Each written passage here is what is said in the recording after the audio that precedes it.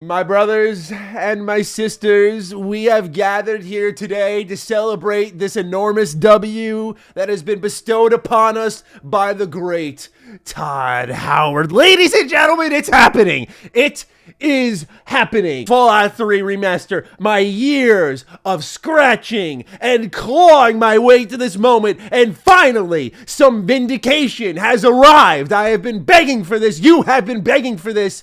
And it's finally happening. Ladies and gentlemen, I don't know where else to begin but with a good old story. So I'm sitting here last night around 1 a.m. playing a little game for a review. We'll talk about it later this week. And, you know, I'm getting a little sleepy, so I think, all right, I'm going to go to bed. It's 1 a.m., right?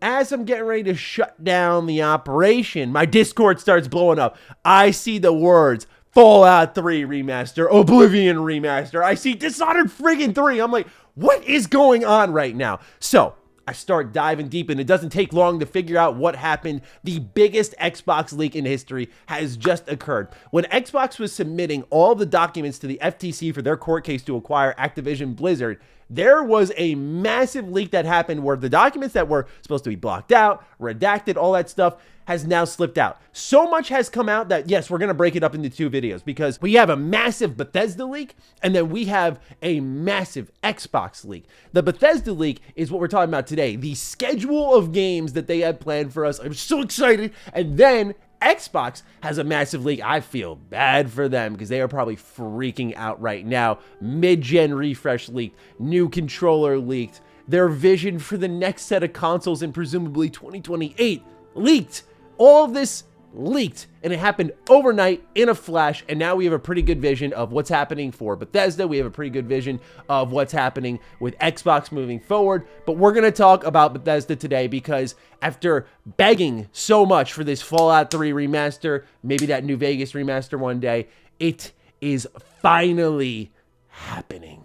And ladies and gentlemen, with that Oblivion remaster being here on an official document from Microsoft, we're going back to that old leak. We're going to talk about it here today. But before anything else, a quick word from today's sponsor. The following video is brought to you by Enlisted. Enlisted is a new kind of first-person shooter that uniquely couples PvP with PvE combat, where you take command of a squad of customizable AI soldiers and fight in massive battles with hundreds of targets led by other players. It offers multiple campaigns to play through featuring their own unique weapons, vehicles, and equipment, and as a World War II stan, if you will, it's my favorite point in history to study, you can go from the outskirts of Moscow in 1941 to the heart of Berlin in 1945, and best of all, it's free to play now on PC, Xbox Series X and S, as well as PlayStation 5 and the previous console generation. The campaigns themselves are so varied, they feel more like individual games where they offer completely new experiences each and every time, and it's approachable for all audiences. That's thanks to the time to kill being very short for infantry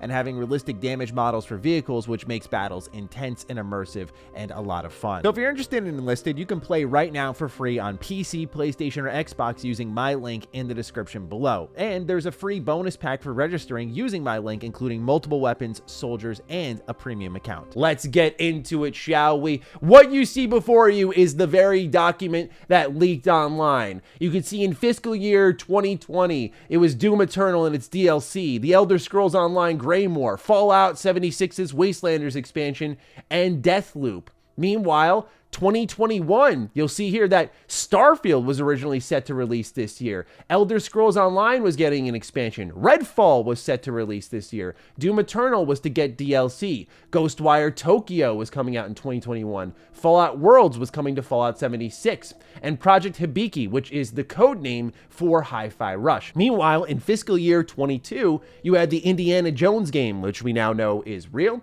We have the Oblivion Remaster coming first. You have Elder Scrolls Online getting the expansion, alongside Starfield DLC arriving 1 year after its launch. Then you have Doom Year Zero and DLC, Project Kestrel, Elder Scrolls Online getting another expansion, and Project Platinum. Then, the big whammy. The Elder Scrolls 6, only 3 years after Starfield, with Project Kestrel getting an expansion. Licensed IP game, we're not sure what that is, Fallout 3 Remaster.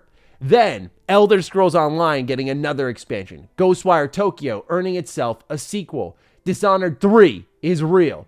And Doom Year Zero getting some DLC. All of this is legit. It came straight from the US Court and Gov's website. You can literally find it right there. This is a legit release schedule, okay? No hoax, no fake. This is real. Now, you may be looking at this and thinking, well, why is Starfield in fiscal year 21? Like, that's not accurate. Well, this goes back to what I had reported a while ago before a lot of games journalists tried to drag mine and other names through the mud by saying, no, that was never planned internally. Yeah, it was. And now we have official proof here. And if Todd Howard and Phil Spencer already saying that there was a much earlier release date planned for Starfield wasn't enough, now we have a great idea of when. I said originally it was going to be maybe the end of 2021, possibly put into 2022. Then we got the 2022 release date. That got delayed again. I'm happy it got delayed. Obviously, it would have been a catastrophe if the game launched in 2021.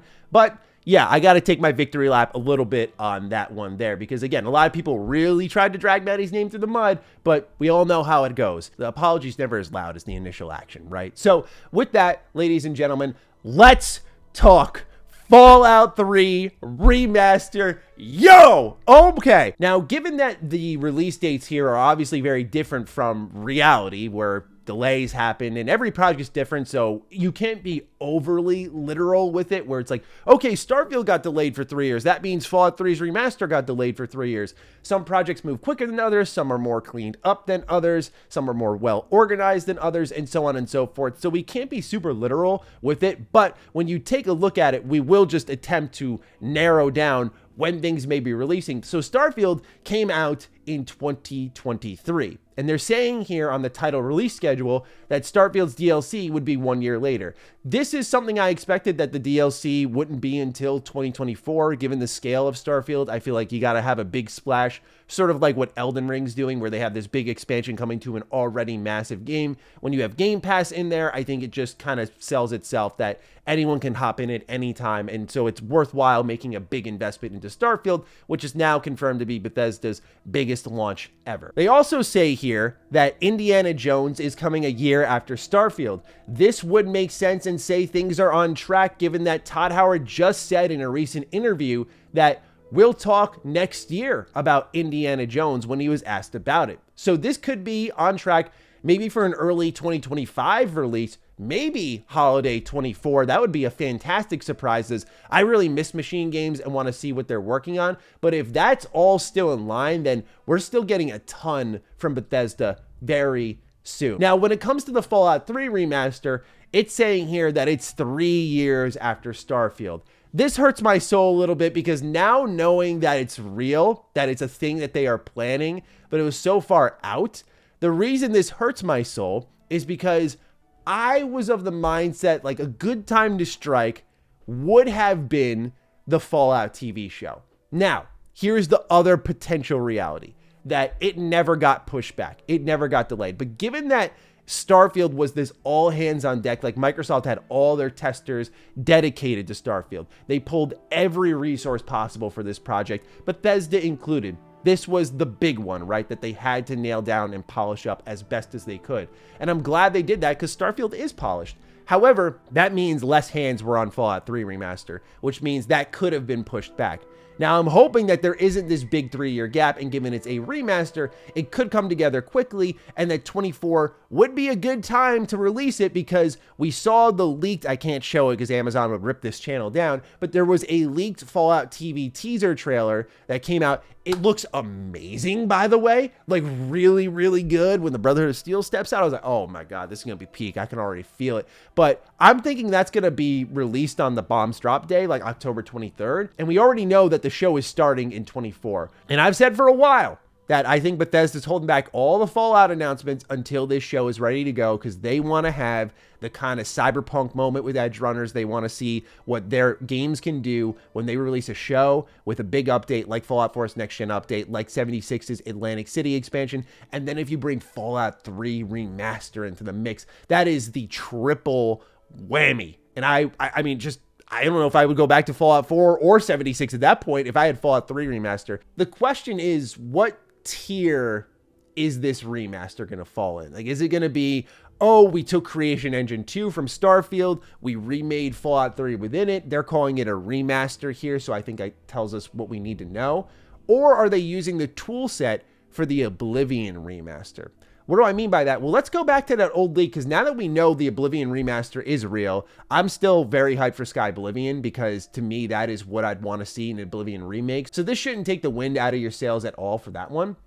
But when you look at the Oblivion remake here, what it's described as by this poster is Project Alter, which is a remaster remake. See, they put it together in one term of Oblivion. The discussion for it being a full remake is still ongoing.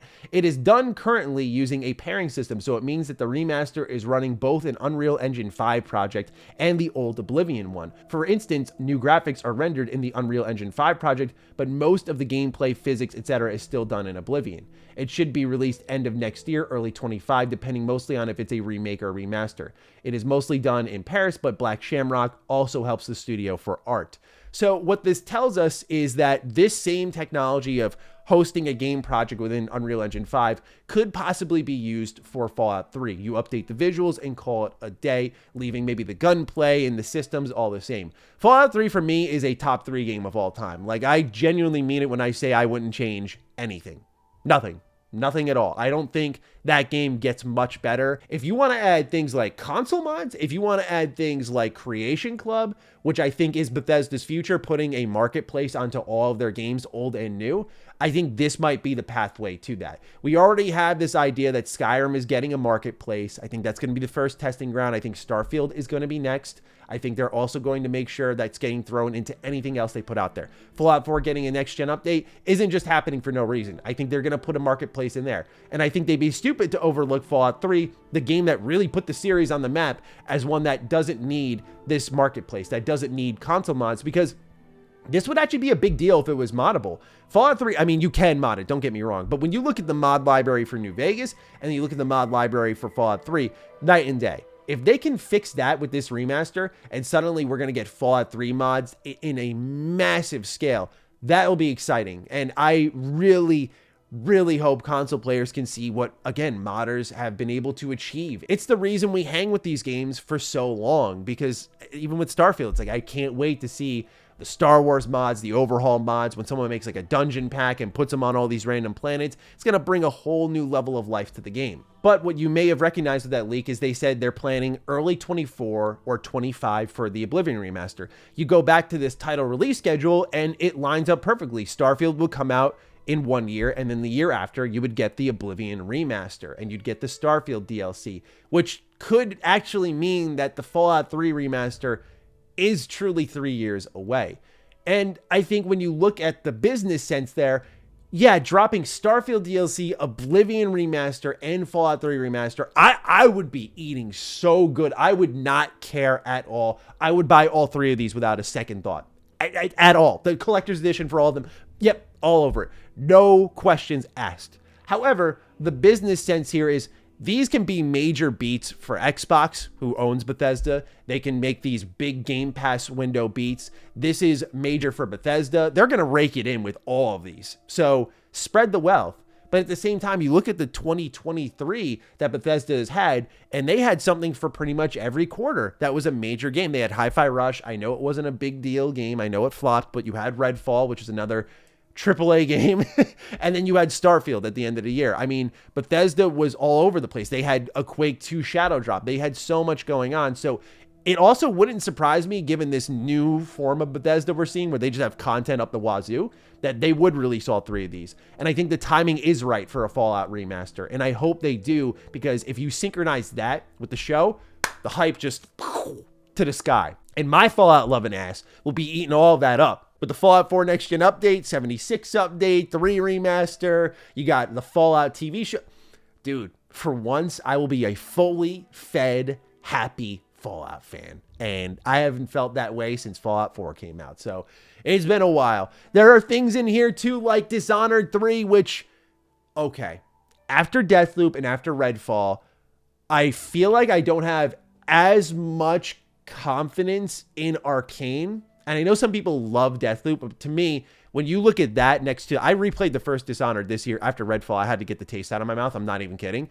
And so I did a full replay of that. And Dishonored 1 is still better than most games to this day, in my opinion. I love that game. And Dishonored 2 even more so. That game is insane. So I know the last 2 products, in my opinion, from Arcane haven't shown the quality level I've been looking for, but seeing Dishonored 3 there, I'm just like, oh my God, because it was put on ice for a while because this wasn't performing well, and that's where they moved to Prey. That was originally where the live service model came into play for Redfall until it shifted into more of a co-op game. So yeah, they had to leave Dishonored behind, but now a Dishonored 3 powered by the Xbox regime, where I just think Arcane deserves to get a big swing, a really big one, is so exciting. And Ghostwire Tokyo getting a sequel is also a massive deal. I mean, that's one that I didn't know if it did well enough. I have yet to play it, but I've been wanting to because it just looks like a really Matty style game. It looks very unique. So I'm excited about it. To know it's getting a sequel, okay, fire it up, man. Let's go. And then there are mysteries. What's the licensed IP game? There was the rumor for a while of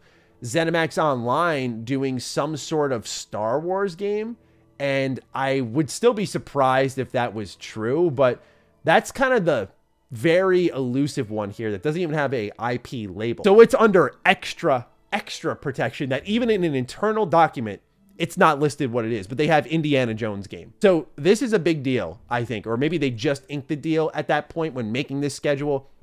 And then you have ones like Project Kestrel, Project Platinum. One of these is probably the Roundhouse Studios game that's reportedly a PvPvE game. I think that is a surefire bet for one of these showcases. I've put in my predictions for like 2 years running now. So if it's Kestrel or Platinum, we should see it within the next year, I would hope. So there's a lot here, man. There's a lot here. More Doom on the way. No mention of Quake, which is a little bit surprising given that was the rumored next full game from id. But wow, what a massive leak here. And you can see they have a lot of mobile and free-to-play titles planned as well, but it's almost unbelievable. And I'm very excited because for me, I think Bethesda Game Studios just makes a particular flavor of games that speaks to me. And so to know that we're going to be getting fed that pretty consistently with Starfield getting support for years, and then Oblivion Remaster, and then Fallout 3 Remaster, I could literally cry tears of joy right now. I really could, because I won't until it's real, but I love these games so much. And I respect that Bethesda sat on their high horse and was like, yeah, we like to make new games. But the new games they were making were things like Fallout 4, which was, I think, great, but, you know, it was divisive. And then things like Fallout 76, and go back to the well. It reminds me of where BioWare was at one point, where BioWare was trying all these new things, and the most exciting thing they did in recent memory was Mass Effect Legendary Edition. And it was just like a reminder to them and all of us, like, this is why we love BioWare. And I think when people replay these games, especially going through Starfield now, there will be an extra bit of appreciation, I feel, for Oblivion. But man, wow. I need to continue to collect my thoughts here. I'm so excited for Defining Duke. I can't wait to talk about it with my boy Cog and get it all into this. I mean, this is insane. And of course, we'll be back with another video talking about everything Xbox, but this is a massive leak. No doubt Xbox is freaking out. No doubt Bethesda's freaking out. It's all out there in the wild, but I'm, of course, looking forward to seeing your thoughts down below. How do you feel? Fallout 3 Remaster, Oblivion Remaster, Dishonored 3, Ghostwire Tokyo sequel, Indiana Jones game, licensed IP games, so much here. What do you make of all of it? I cannot wait to see your thoughts. So with that, fire away. Do take great care of yourselves, and I will see you in the next video. Be sure to follow me on Twitter, follow me on Instagram. Those links are in the description down below. And a big thank you to all the patrons, all the members who continue to support the heck out of the content here. Stay sexy, stay active. I love you all. Peace.